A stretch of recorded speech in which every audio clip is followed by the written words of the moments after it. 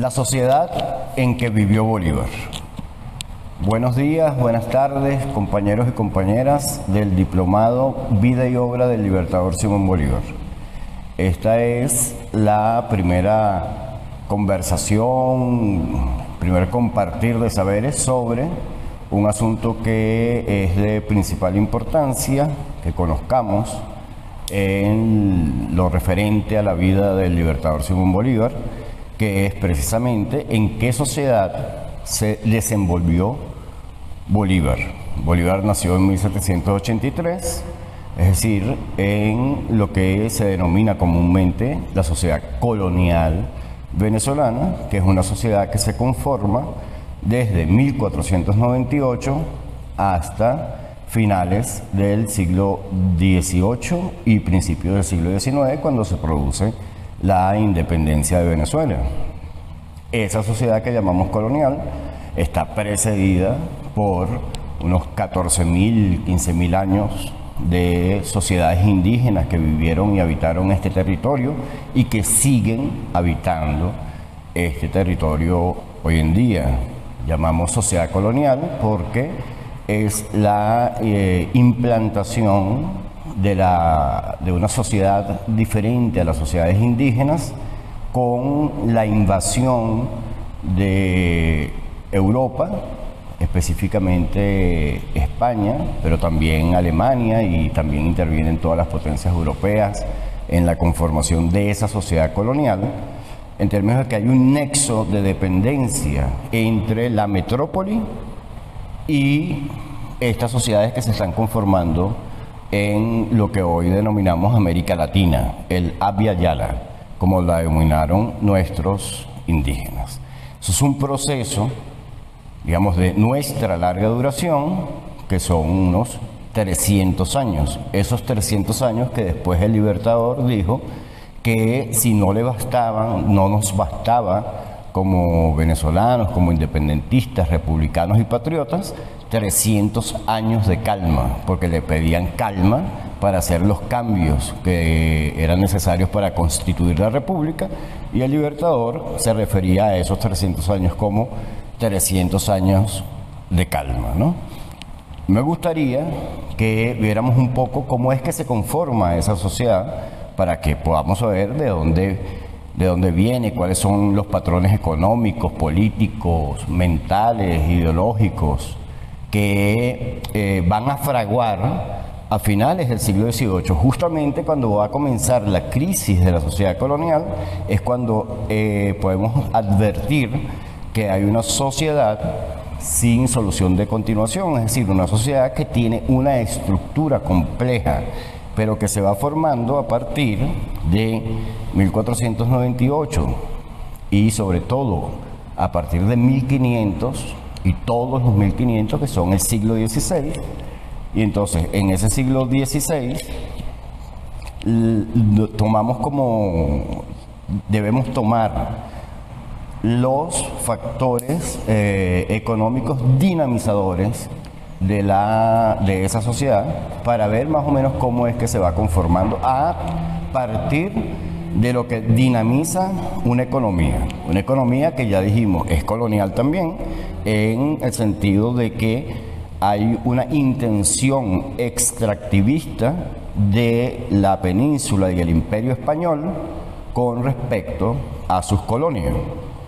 Por ejemplo, en lo que es Venezuela, actualmente, específicamente en Cubagua y después en Margarita, el primer factor dinamizador de la economía son las perlas. O sea, cosas que podían inmediatamente transarse, cambiarse, que tenían valor de cambio en el mercado europeo. Entonces, a partir de las perlas se hace una primera estructuración de esa sociedad que se está conformando, colonial en principio, y entonces esas perlas,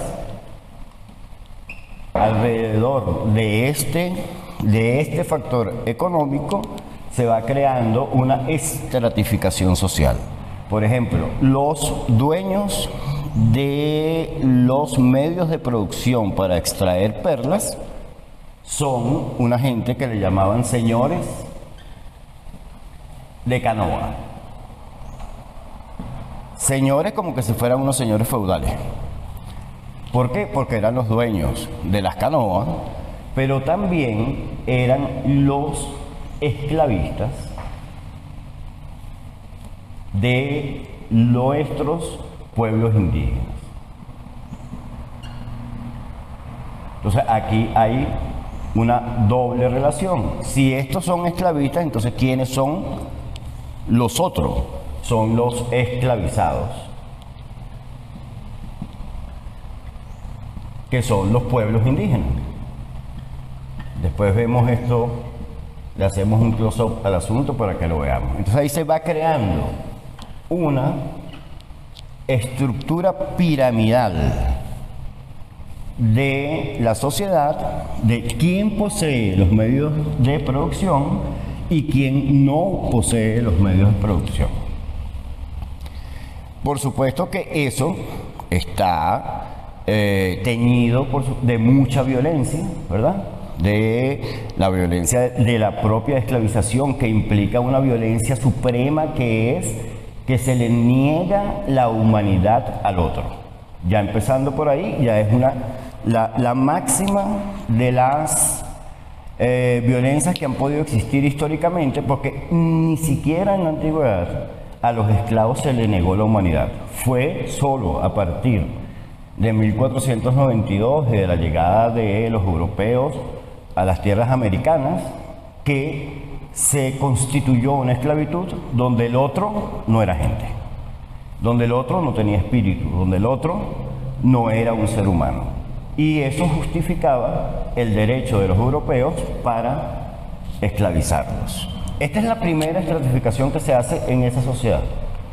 Después, en el siglo, esto digamos es el siglo XVI, y a grandes rasgos, pues no podemos hacer todo pormenorizado. En el siglo XVII hay un factor muy importante, dinamizador también de la economía, que es el tabaco. El tabaco es una planta originaria de América y pronto era de uso de los pueblos indígenas en términos místicos, en términos también de relacionamiento social con otros pueblos indígenas. Los pueblos indígenas, por ejemplo, de América del Norte, cuando fumaban la pipa llamada de la paz y tal, lo que estaban fumando era tabaco, y era una manera de llamar, digamos, a la armonía de la naturaleza y de la convivencia para dialogar con los otros. En todo caso, en Europa lo que se convierte, bueno, es lo que es el tabaco hoy en día, pues en un vicio, una especie de droga muy querido por mucha gente, ¿no? Y muy ambiciado también. Entonces, es por supuesto una fuente de riqueza muy importante. Entonces hay plantaciones de tabaco por toda la provincia, desde Barinas hasta Cumaná. Hay plantaciones de tabaco, sin ninguna regulación de la corona. Hay plantadores de tabaco que son dueños de las plantaciones de tabaco. Otra vez la estratificación, estos señores de canoa se van convirtiendo en grandes terratenientes, plantadores de tabaco, y surge una nueva figura que ya no es la esclavización, sino que es la encomienda.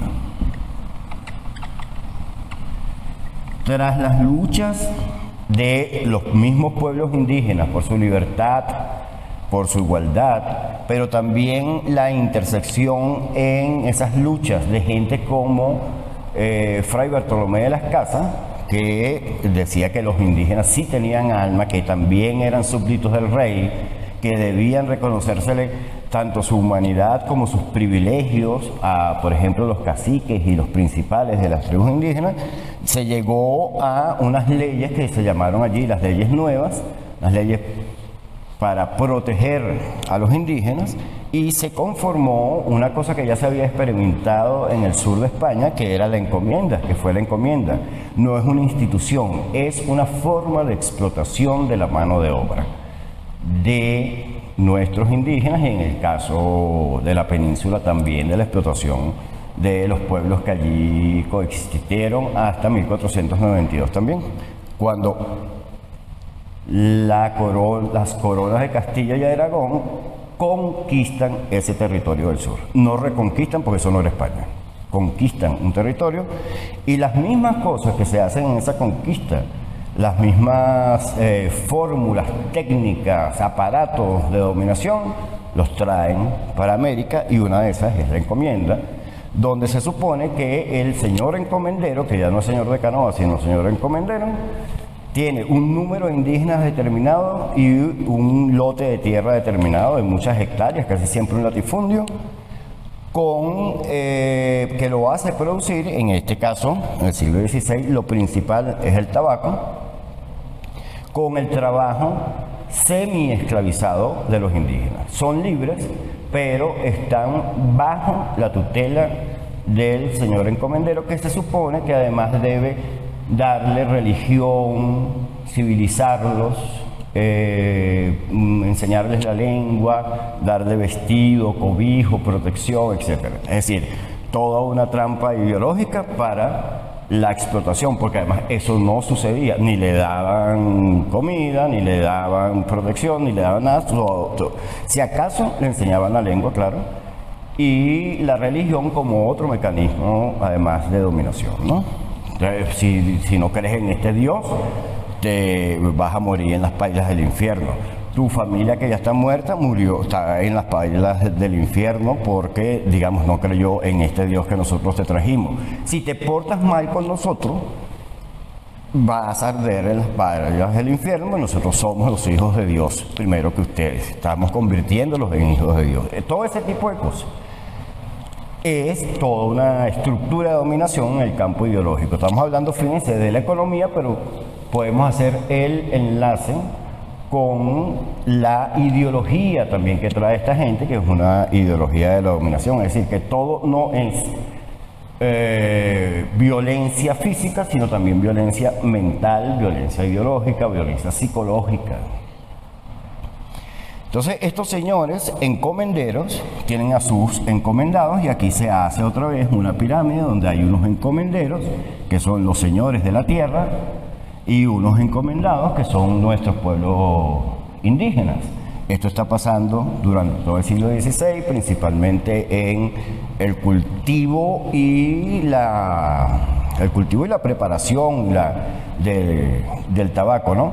El tabaco llegaba a Sevilla, en Sevilla se distribuía por toda Europa, pero principalmente ahí hay una cosa que se llama la tabacalera de Sevilla, donde se hacía y se enrolaba el tabaco para ser distribuido y vendido. Eso llegaba hasta el tabaco venezolano, sobre todo el tabaco Barinas, que era como el más preciado, llegaba a la frontera de Rusia con China, a Tashkent. En Holanda hacían vasijas de cerámica holandesa que llevaban el nombre Barinas, porque ahí se preservaba el tabaco, y dicen tabaco Barinas. Hay todavía mucha por ahí regada, se puede conseguir todavía esas vasijas, ¿no? Total que era una potencia tabacalera la tierra venezolana para ese entonces, y por supuesto estos señores tenían ganancias, pero también tenía ganancias la corona española a través de unas cosas que se llamaban unos impuestos almoharifazgos, y otros que se llamaban el quinto real. Es decir, que de todo lo que se ganara allí, la quinta parte era de la corona española. Bueno, esa sociedad se va complejizando porque además de que hay unos pueblos indígenas, unas sociedades indígenas, están los europeos que vienen a dominar y a invadir y a ocupar. Es un ejército de ocupación. Habíamos hablado de los factores dinamizadores de la economía. Las perlas, en principio, en el siglo XVI, digamos así, es la primera y más importante fuente de recursos de extracción por parte de los europeos, españoles específicamente. En el siglo XVII es el tabaco. Ya esto es un producto de la tierra, esto no es extractivismo, ¿verdad? Lo que llaman la pesca de las perlas, además donde no solamente es que eran dueños los señores de canoa de los esclavizados indígenas y de las perlas y de las canoas, sino que también eran dueños de la vida y por tanto muchos de esos indígenas su muerte era terrible porque tenían que estar buceando desde la mañana hasta la noche y por tanto ese ejercicio constante del buceo lo que hacía es que le reventaba los pulmones. Esto es una de las cosas que denuncia Bartolomé de las Casas en su brevísima historia de la destrucción de las Indias, ¿no? Entonces, estas son las cosas que pasan aquí, pues. Hablamos de que hay una cosa de la encomienda después, ahora en el siglo finales del XVI y en el siglo XVII, las plantaciones de tabaco, y luego en el siglo XVIII es, digamos, la explosión de la explotación, cultivo del cacao, que es, digamos, lo que hace que la provincia venezolana sea una provincia de gran interés para la corona española, y ahí empiezan entonces una serie de normativas tratando de centralizar, pero sobre todo de la corona de poder controlar la riqueza y la sociedad venezolana, que había sido una sociedad, digamos, de las menos importantes, porque no tenía lo que ellos estaban buscando, que era principalmente oro y plata. Entonces estas, digamos, producciones eran unas producciones más bien marginales, excepto un poco las perlas, y después, bueno, el tabaco, pero sobre todo el cacao. Claro, ya en el siglo XVIII, el territorio venezolano es un territorio que no solamente produce cacao, sino que desde el siglo XVI hasta el XVIII se han conformado grandes rebaños de ganado traído de España, y entonces también se exportan cueros, y también se cultiva añil, que se usa en los tejidos para colorear los tejidos, unos tejidos que se producen no en España, sino que se producen en Inglaterra. Así como el oro, por ejemplo, y las perlas y la plata pasaba de España directamente a otras regiones de desarrollo capitalista europeo, que estaban, digamos, más desarrolladas en términos de manufactura, después de industria, etc. En España no quedaba nada de ese oro, excepto el que quedaba, pues, en las iglesias, que están muy llenas de oro americano. En Portugal también, muy llenas de oro americano las iglesias, pero eran países realmente atrasados con respecto al nivel de desarrollo capitalista de países como Inglaterra, Holanda o Francia, que eran los que empezaron a hegemonizar el sistema capitalista mundial ya en el siglo XVIII, aunque España y Portugal hayan sido como las puntas de lanza del proceso de modernidad y de expansión capitalista. Entonces, estas economías, ¿verdad? Estas formas de producción son las que van generando una manera de organizarse la sociedad en términos de prestigio, de niveles sociales diferentes, de acuerdo a la posibilidad de tener una mayor tajada de la riqueza social. Esto no siempre es por la posesión de los medios de producción, más bien en la sociedad colonial es una cosa como contraria a eso. Las personas, los hombres en general, porque eran hombres los que venían, que vinieron en las invasiones, en las primeras invasiones y digamos las varias oleadas de invasiones y de invasores que vinieron en el siglo XVI, se les llamaba, políticamente incorrecto, se les llamaba primeros pobladores y conquistadores.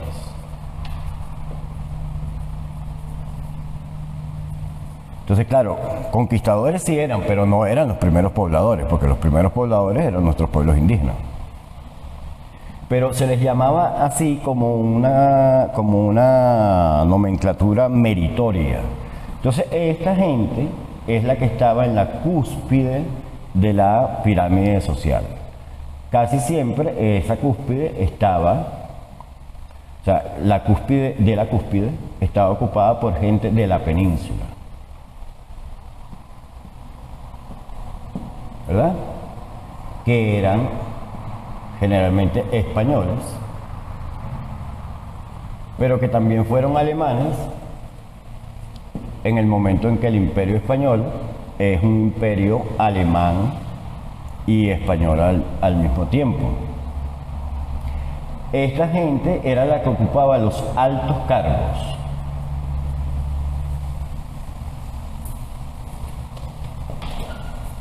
Y era, como habíamos dicho, los señores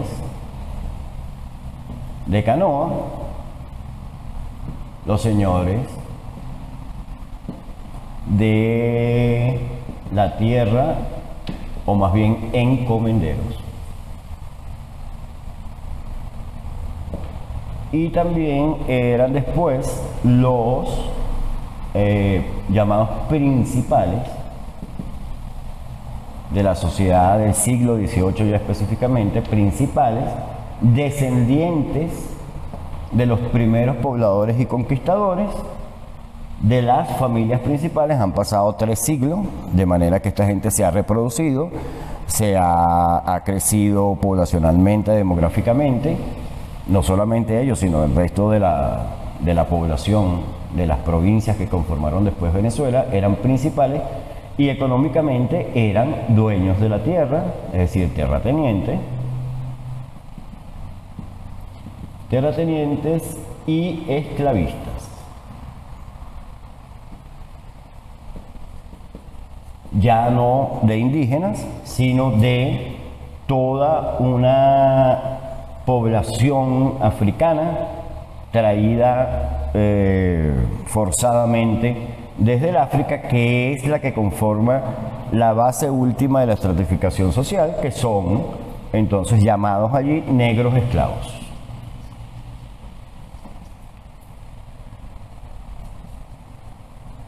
Negros esclavos, que es negros esclavizados. Hay una porción importante también, pero minoritaria en términos demográficos, en términos numéricos, de negros libres que conforman, fíjense, estamos viendo entonces la cúspide de la pirámide y la base de la pirámide social. Estos son los que trabajan y estos son los que no trabajan, pero que son los dueños de las cosas. Estos señores, que ya son los principales, digamos, es una herencia. Desde el siglo XVI se van repitiendo los apellidos de estos señores que fueron encomenderos y principales hasta el siglo XVIII. El caso específico de Bolívar. Bolívar, que es el primer Bolívar que llega a Venezuela, es Bolívar, que le llamaban Bolívar el Mozo. 1563 nace él, pero en 1592 lo nombran Contralor de la Real Hacienda en la provincia de Venezuela. ¿Qué hace este señor que es Contralor de la Real Hacienda?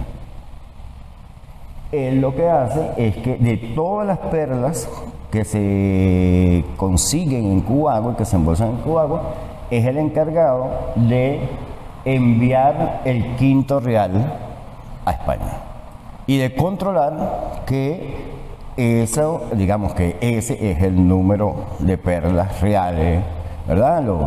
Las fanegas de perlas, etcétera, reales que hay allí, controla la economía y controla los impuestos, por eso es de la Hacienda. Ese es el primer Bolívar.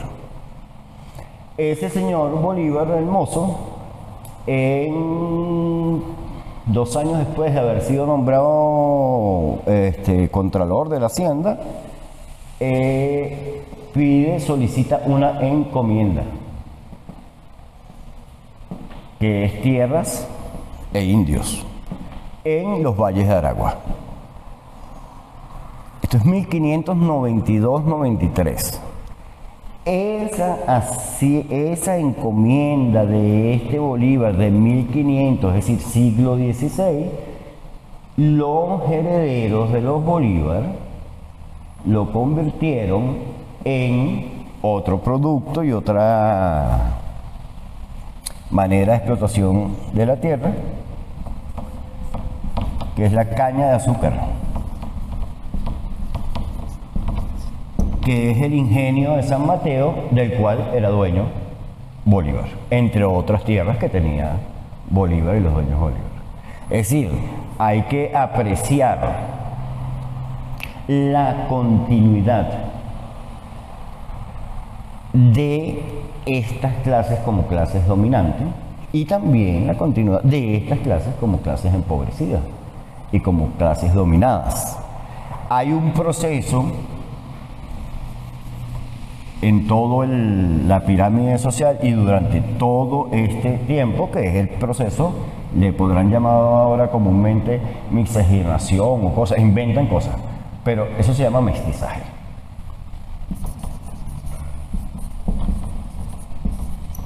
Un mestizaje que además es un mestizaje biológico y cultural. Y en ese mestizaje biológico y cultural están una serie, digamos, de grupos sociales diferentes.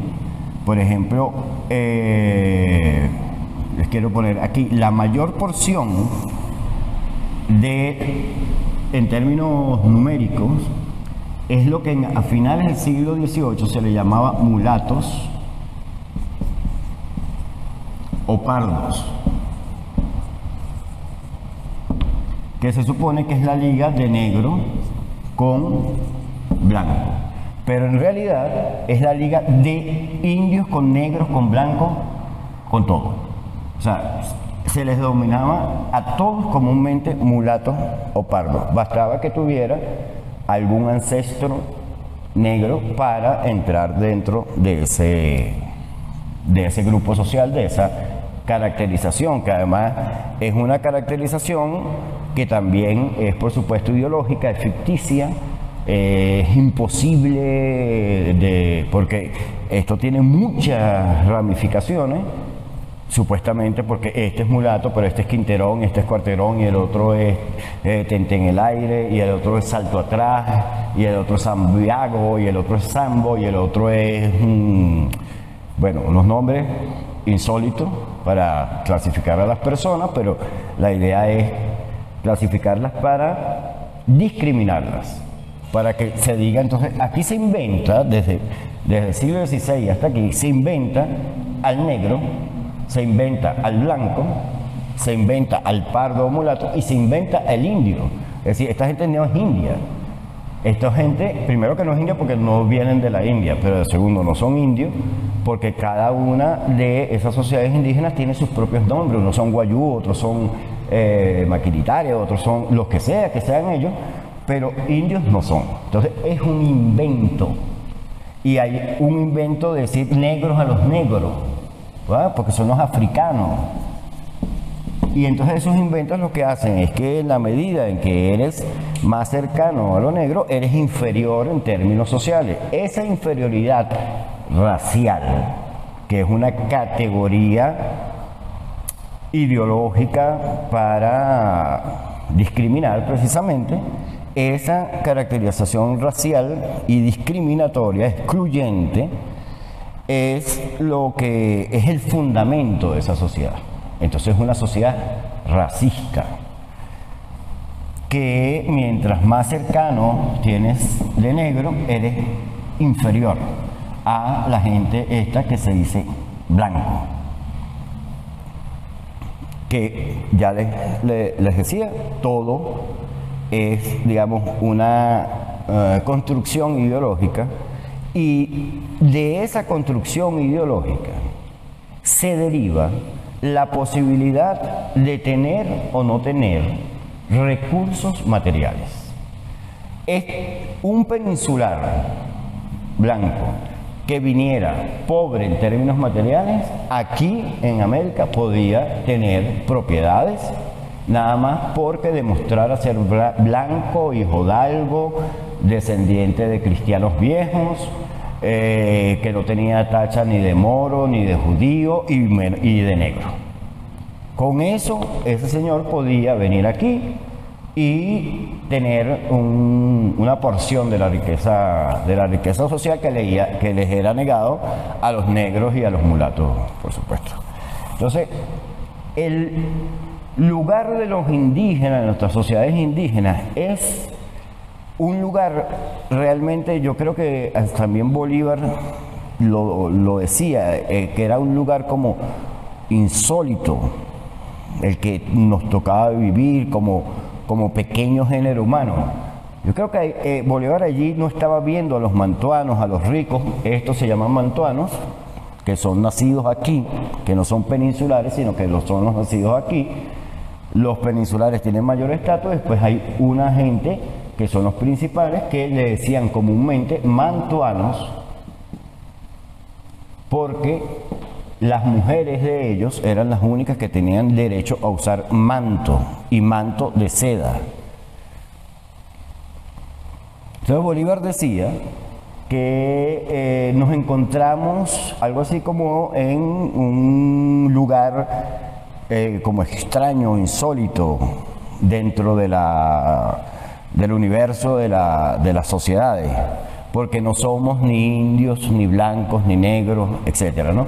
Bueno, uno de los que más se encontraba, digamos, en términos insólitos, era el grupo de los pueblos indígenas, porque los pueblos indígenas, los caciques, eran tan principales como los principales, como los herederos de los primeros conquistadores y pobladores, incluso más que ellos, porque además tenían un título de nobleza. Ser cacique era ser noble. Los indígenas que dependían de ese cacique eran iguales legalmente a los blancos, todos. Pero en la dinámica y la realidad social estaban por debajo, porque estaban en resguardos indígenas, estaban en misiones, estaban tan oprimidos o más que cuando las encomiendas, es decir, cuando no se les reconocía ni mayoría de edad, por ejemplo, con la encomienda, o humanidad cuando los esclavizaban. Tenían los mismos derechos a los blancos y sin embargo eran discriminados en la dinámica de esa sociedad racista. Los mulatos y los pardos, había una gran porción de esos mulatos o pardos que eran casi siempre gente que trabajaba con sus manos, artesanos, pequeños productores, pequeños comerciantes, muy pequeños comerciantes, pero había una élite de pardos que tenían grandes propiedades, tierras, casas en las principales ciudades del país, etc. Y conformaban una élite dentro de los pardos, así como la élite de los blancos principales, ¿no?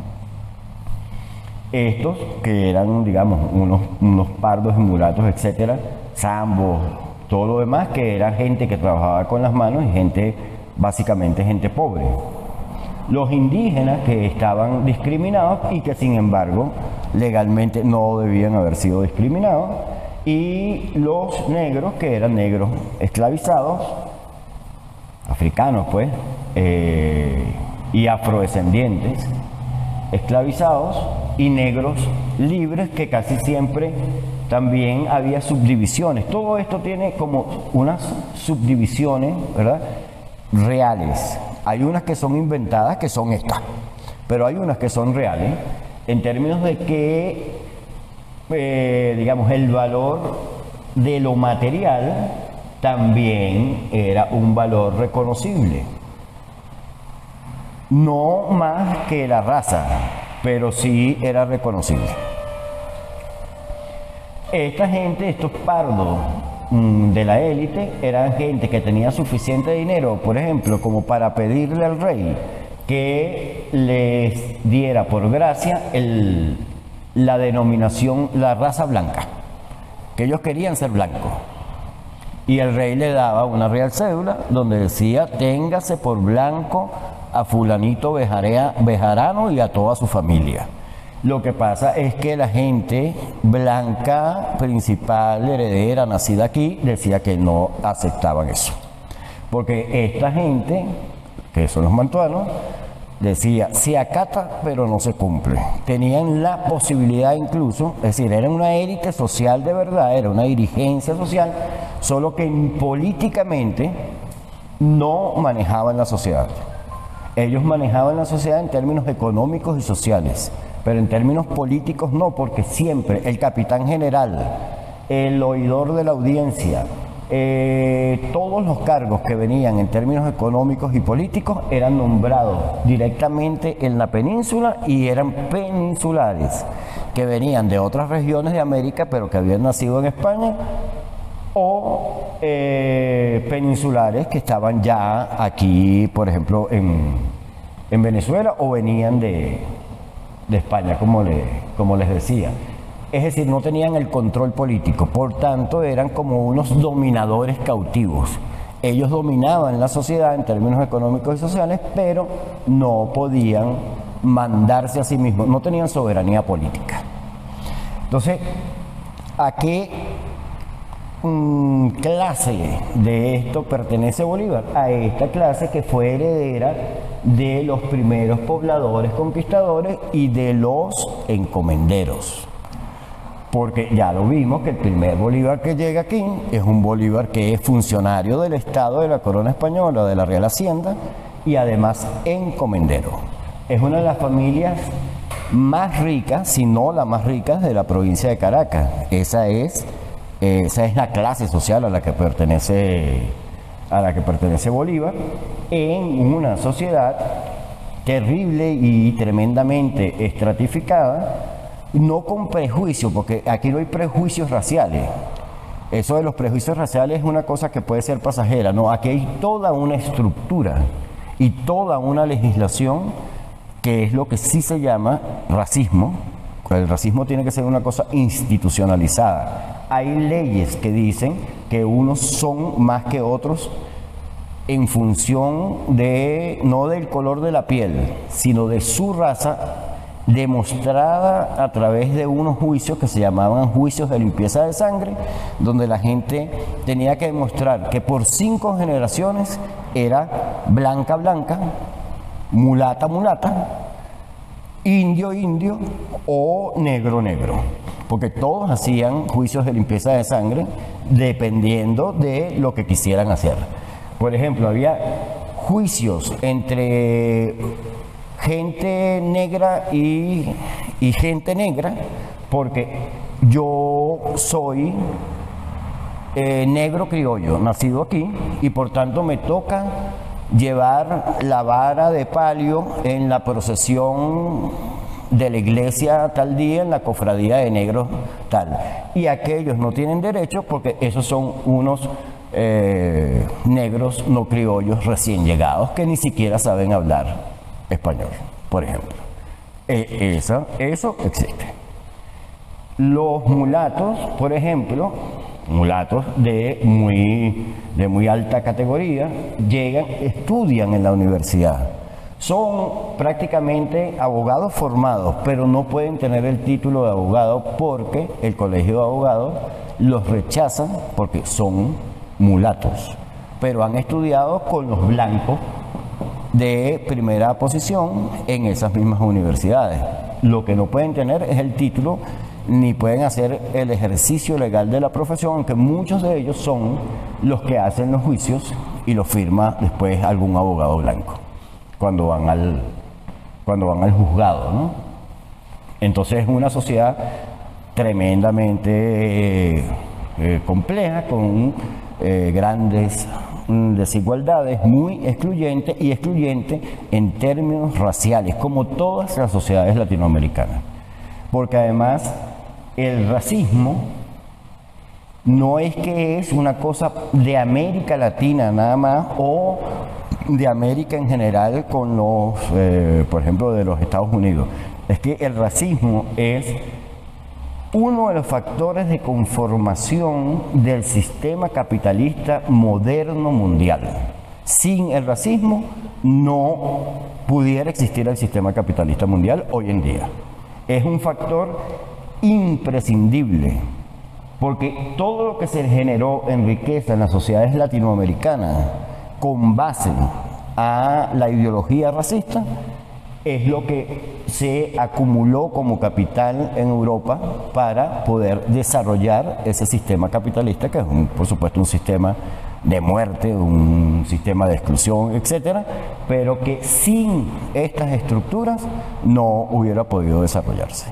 Y sobre todo no es un asunto, digamos, novedoso lo que estamos diciendo, sin el racismo y sin la discriminación de género y de clase. Son tres factores que influyen en esa estratificación y en la conformación del capitalismo mundial, que es la discriminación de raza, de género y de clase por trabajo. Esa es la sociedad donde vive Bolívar. Y Bolívar, ya lo vimos, es descendiente de un encomendero y funcionario, es decir, de la cúspide de la cúspide.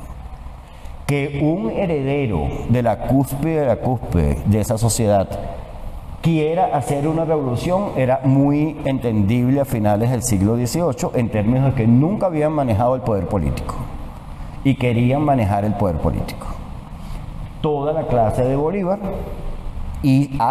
emprende una revolución, busca el apoyo también popular, sobre todo de mulatos de la élite, etcétera, de indígenas también de la élite, para hacerla, pero para mantener la misma estructura colonial.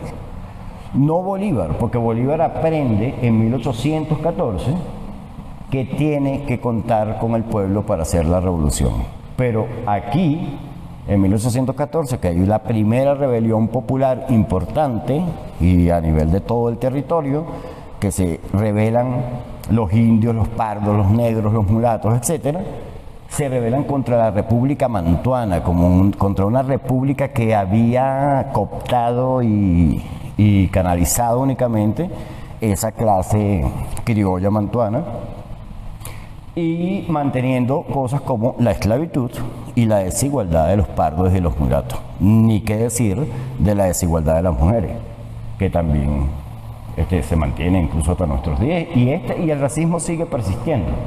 Entonces Bolívar es el que se da cuenta de esto, pero se da mucho más cuenta cuando tiene que huir a Haití, y Pétion, que es el presidente negro de Haití, que es la primera revolución en el Caribe y en América, que es una revolución negra, le ofrece toda su ayuda con la condición de que libere a los negros, porque la esclavitud no puede entenderse, no debe entenderse humanamente como una cosa que pueda existir dentro de una república liberal, como la que Bolívar estaba tratando de construir y que finalmente, bueno, se construyó en el país. Por eso Bolívar se convierte en uno de los pocos mantuanos, y además líder de una revolución, que